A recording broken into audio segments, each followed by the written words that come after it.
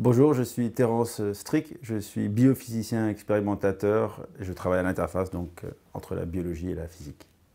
Je vais dire presque tout, partant du constat que la grande majorité de l'argent de la recherche, 90% de l'argent, sert à étudier seulement 10% des gènes, par exemple chez la bactérie. Donc on a une grande focalisation sur un petit nombre d'objets biologiques au détriment de tous les autres. Par exemple, dans les systèmes de réparation de l'ADN, on a souvent des redondances. Il y a plusieurs protéines qui vont toutes pouvoir essayer de réparer le même type de dégâts. Et si on ne connaît pas toutes ces protéines, il faut toujours garder à l'esprit le fait qu'elles puissent exister sans qu'on en connaisse l'existence.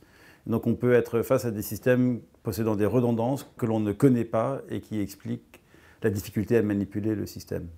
Une des inconnues les plus dangereuses pour le biologiste, c'est justement cette question de redondance qui peut être partielle, qui peut être totale, et qui peut être extrêmement protéiforme et donc influencer les expériences de façon qui sont impossibles de prédire. Le grand danger, en effet, c'est la variabilité des chemins par lesquels un objet biologique va accomplir sa fonction, ce qui augmente la complexité du système et étant donné qu'on ne connaît pas toutes les pièces, présente toujours un risque à l'expérimentation. La biologie et la génétique observationnelle répond au problème des inconnus en grignotant aux frontières.